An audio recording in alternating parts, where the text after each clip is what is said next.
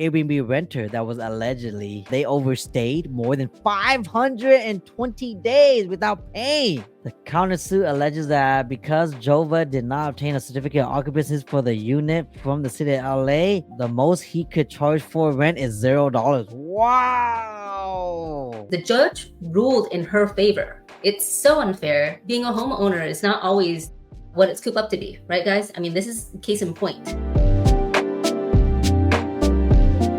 There is this topic that I do want to talk about. It's about this Airbnb. Let me just share my screen. So basically, like this came out like a couple of days ago about a Airbnb renter that was allegedly they overstayed more than 520 days without paying. But says the homeowner owes her money. What the heck? Let's read a little bit about this, shall we? If y'all don't know about this, let's read about this real quick. A Airbnb renter has refused to leave a LA property even though her 6 months rental expired 18 months ago. A homeowner alleges in the lawsuit. The renter, however, filed a countersuit in LA Superior Court alleging the homeowner should pay her back all the money she paid him, and a judge has ruled the homeowner can't evict the guest. Wow. A dentist who put the guest house at his residence in Crestwood Hills neighborhood on Airbnb in 2019 alleges Elizabeth has stayed there more than 520 days after her rental agreement ended. He says he has rented the guest house in the past, which in part of his primary residence, and has also been used by family, and that has been rated 5 stars by Airbnb guests. In this lawsuit filed in June, Jovanovic alleges Hirsch, let's just say Hirsch, rented the Airbnb from September 13th to March 19, 2022,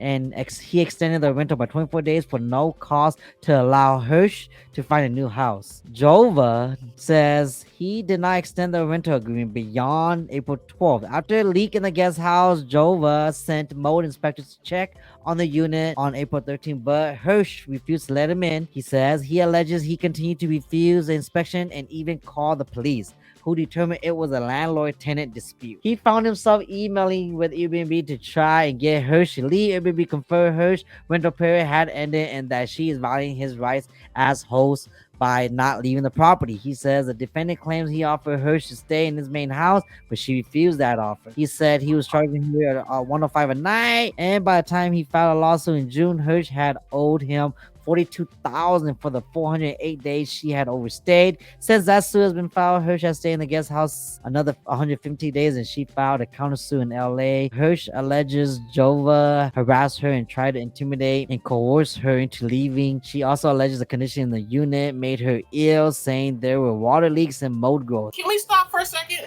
I need to understand this. If the conditions in the house were making you sick, why were you still continuing to stay there? I was just gonna say the same thing. You gotta prove your point, so if I leave, then that means, I'm just gonna allow them to take advantage of me. Now I'm just playing. I don't know. Like, there's a lot that could go on, but that is true, though. He was harassing her to get out. She wouldn't leave, and she wasn't paying. She's saying he owes her money. I think that a part of it, guys, is because one, where she's staying and everything like that, it's not permitted. Oh. She knew that. So she threw that in their face. That's the reason why the judge ruled it that way. So you guys, when you're doing real estate and you're really having all these guests coming in and out, because we have an Airbnb as well, you got to make sure that you know the rules backwards and forwards. Because to me, just reading this, okay, and being an Airbnb host myself, I was like, okay, how are you able to throw everything in and get away with it? Because the judge ruled in her favor. It's so unfair. Being a homeowner is not always what it's cooped up to be, right, guys? I mean, this is case in point. But if you're going to cut corners, do shortcuts and everything like that, she not only got at him because it wasn't permitted and everything like that. Now she's complaining that the building's not up to code. She won't even let him come in to fix all of that. The intention, I think, is already from the get-go. Hey, this is what I'm going to do. She had a plan.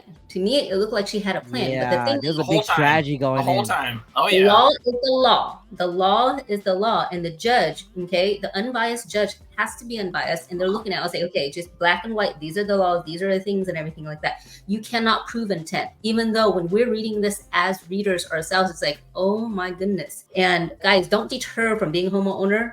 Just make sure that you have everything all squared away. Read everything. Make sure that there's no way, no loopholes. Make sure that, hey, if the law in your city, in your county, and this is in SoCal, okay, it's different everywhere. So make sure you know all of those rules first. Make sure that you know that, hey, if the guest stays longer than this amount, then don't do your Airbnb more than 30 days each time, okay? And have some sort of a process already in place. This seems like this person didn't think that this was going to happen, not in this neighborhood, all sorts of stuff. But as you can see, anything could happen. We've heard horror stories in the past. We've done it in the past as well. This one was the most recent one and everything. So it's not always sunshine and rainbows if you're cutting corners. But then unfortunately, there's a lot of homeowners that do. And then it turns into a lot more of a problem, but they're not even actually trying to fix some of these things. I've heard a lot of different stories from a lot of different people of different conditions that they lived in when they're renting a home, and then especially when you're renting directly from a homeowner instead of using a property management company. Because most of the time, the property management companies know their stuff and they're going to try to make sure everything's in compliance. But a lot of homeowners, like you mentioned, they don't. And so they just kind of wing and say, oh, I can make money. And then they don't realize that there's a lot of things that they have to do to be compliant. Right. And they're not. Losing over $40,000 is probably most of his profit, maybe even more already. It already ate into that, and it's going to be continuous until she can go back and forth and everything like that. And then you get into squatters' rights and stuff like that later on too. So I don't know how he's going to be able to deal with this unless he just sells the house completely. But if she's not going to be leaving, who's going to buy the house with a squatter in it? That's going to be very difficult too. Not to mention now, even if she does get out and then he can go off the idea of possibly renting that again, then he's got the stigma of other people coming in with that same thing, and it's obviously in the news. That's a whole other thing. Dude, Crestwood Hills is nice. Mm-hmm. It's a nice area. That's a nice home.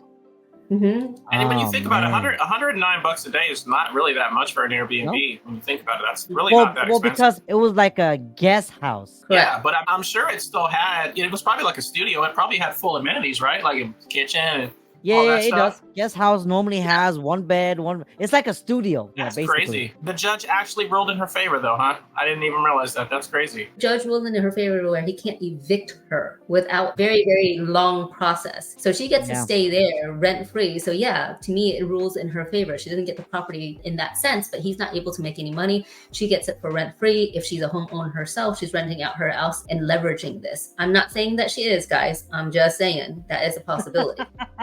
Well, but here's the other question, though. So if she's staying there rent-free, and then now he has to come back and fix those problems, I mean, like, what is the end result here? When is she leaving? Why is she still there? So I don't know. We're going to have a follow-up story. I would really love to see how this plays out to you guys. This is just hit the news and everything. When we get more of the information, we'll update everybody too. It's a very interesting situation. We don't know that she knew, right? But it seems like it was very intentional because she knew exactly what to say to the judge in order to get to her favor. She alleges Jova began heavy construction outside the guest house, which led to her exposure to fumes and other odors. She also claims he played music all day and night, placed rotting trash at the front door of the guest house, shut off the hot water, padlocked her mailbox. Wow. Took personal items and unlawfully entered the unit. Hirsch also alleges Jova turned off the water and HVAC unit and installed a camera above the door of the guest house, claiming a breach of quiet enjoyment. Well, you could install a camera for Airbnb, from what I understand, like in the backyard and the front door. You just gotta disclose that you have a camera,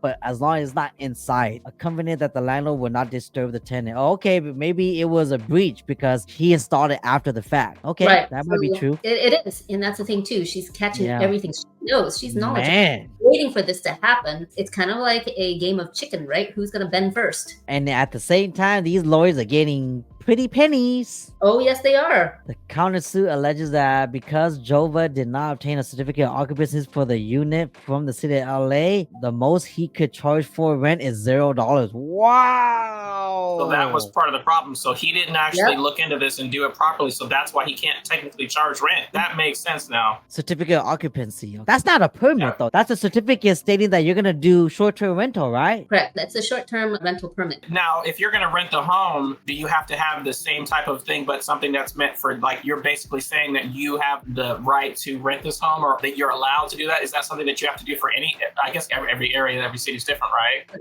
It is Part- different. From what I understand, short-term rental is under like 30 days. Anything over 30 days, consider like a tenant now. So that you need basically a lease now. So that's why if But you go rent otherwise, an Airbnb and you say to the host, hey, I want to stay for 2 months, they might say, how about we do 29 days at a time? I mean, it's going to get harder and harder for Airbnbs. It's going to get harder and harder for rentals too. Now with the insurance companies in California, not really, a lot of insurance companies are really pulling out of California too. It was hard enough to get short-term rental home insurance. And now with all these issues and everything like that, I don't know if Airbnb is that's viable anymore. So we actually just got rid of our last one. Yeah, insurance right now in California is just crazy overall, right? Which, we're supposed to have an insurance rep come on the show one of these weeks. I need to call her again because she's been busy, but she could talk more about why that's the case. We spoke a little bit about that last week, me and Charles. Even with short-term rentals, my gosh, if you're not grandfathered into a short-term rental insurance, you're paying crazy arm and leg fees for your insurance. I mean, if you guys are interested, you guys want to read about this, just Google it, or here's a link to it. You guys can go and read it yourself. People read this. The reason I want to bring it up is because people saw this headline and they're thinking, oh, I'm not going to do Airbnb no more because I'm afraid someone might do the same thing to me. You got to read the context. What amount to her staying so long? It was because there was a lot of back and forth drama already that built up a lot of tension, and then as she was staying in the home, there was more stuff that came up that ended up delaying everything and making her stay longer. That's why it was the way it is. I mean, not saying that it's always sunshines and rainbows when you're renting your home out, but when you live in California, everything goes. Starting a business, there could be drama. Working a 9 to 5 and just having a W-2, something could go wrong. So if you really want no risk, then just don't go out. Just stay in your home. Right? Like, that's how life is. I was saying this the other day to my wife. I was like, if we're so afraid of things happening out of control, then we shouldn't even be driving our cars. Because there's maniacs out there that will hit us. And there's more people dying from car accidents than people dying from like renting homes or doing things like that. You know what I mean? So there's always something crazy going on out there in the world, because that's just people in general. People are not perfect and people make mistakes. And, in this case, this Airbnb host made a mistake, did not do the proper permits for the room, and then the lady stayed there long enough to figure it out. But this is probably like one in like, what would be the ratio for something like this happening if you were to decide you wanted to do something like this? 1 in a million, 1 in 1,000, Lisa, would you say? It's not like it happens every day. Yeah, it does not happen every day, but I was wondering, in order to get to this point and for her to find out about this property in this way, I'm wondering if, playing devil's advocate in the back there, did she do this before? So if I was the homeowner, I'd get my attorneys to figure out if she's done this to Airbnb hosts before, then they can prove intent as well. And that might give him a little bit more leg up. Say it again, but slower this time. So if I was this homeowner, right, and he's back, if I get him back and forth, she's fighting with him with the law, which she should. If I was him, I'd go back to see all the records, because most guests, the host will have a rating for them too, just as they do, as back and forth, right? I get their lawyers to see whether or not she has a history of something like this, where she's testing the boundaries. She went to another Airbnb, overstayed about 30 days instead, and did another 60 days. And then she kept looking at this in the track record of that. And I don't know if they can subpoena for her equipment to say, hey, this is the research that was on her laptop, her phone, things like that. Of course, to get that, it's probably very, very, very costly to obtain all of that, to subpoena for all of that. There's got to be some sort of good reason and stuff like that too. But again, the easiest way that I would think is to go back to her track record and to see if there was any other issues. And even if there wasn't the same exact issues, does this guest have a history? There could have been red flags. Yeah. I think that's what I like about Airbnb is they don't just vet the host, they vet the guests. I even know someone that's a host on Airbnb, and a guest was trying to reserve their Airbnb for a weekend, and Airbnb didn't even let them reserve it because Airbnb vetted them and said that we kind of have a bad feeling about you. They didn't say that, but then they basically said that, right? Indirectly, that we kind of have a bad feeling you're not gonna honor the terms and restrictions of the Airbnb guidelines, so we're not gonna allow you to reserve this house, you know? And then the host was like, why won't you reserve this place for that person? I need the money or whatever, right? And Airbnb just basically told the host, because we feel iffy about the guests. You'll thank us later. Yeah, but basically. Now, guys, don't rely on that. If you decide to do Airbnb and you're a host, Airbnb favors the guest more so than the host. That's one of the biggest complaints that hosts have. And definitely do your due diligence. Don't just look at somebody with a 4.5 star and whatnot and go, oh, okay, that's cool. Look at the whole entire history. Just like Amazon, when you're looking at the reviews and everything like that, look at the bad reviews too, not just the good ones. No, I agree. But look, like we'll close out with this because we're a little bit over, but here's the last quote from the other side. We will evict her. The police will throw her out. She will owe Sash over $60,000 in back rent, and we will make sure everyone in LA is aware of her abuse of the system for a improper purpose. Good. I'm glad that they're still, I guess they're still fighting this then, huh? Yes, they are. It's going to be a long thing too, because she's going to try to appeal it, all sorts of stuff. And her attorney, if he's on retainer or whoever her representative is, if they're looking at, I was like, this is a money bag. This is a multi-million-dollar property. He has money. So we're going to try to force him to settle and either zero it out, give me $10,000, $20,000. But she got how much of free housing? Imagine if it goes south for her. She's going to have a bad record. Nobody's going to rent to her or even Airbnb to her. Yeah. And it should be that way. It should be that way. It shouldn't be a slap in the wrist to set the precedence that nobody else should do that either. I mean, it's wrong. Of it, yeah. Let's it is real, wrong. Right? Yeah. We should promote bad behavior. I agree. All right. Well, with that, we're going to close out. Thank you, everyone. That is the show for today. Anything else you guys want to close out on, Charles, Lisa? No, I think we're good. Okay. Well, I'll catch you guys next time, Chi fams. Peace out. Thank you again for everything y'all do. Later.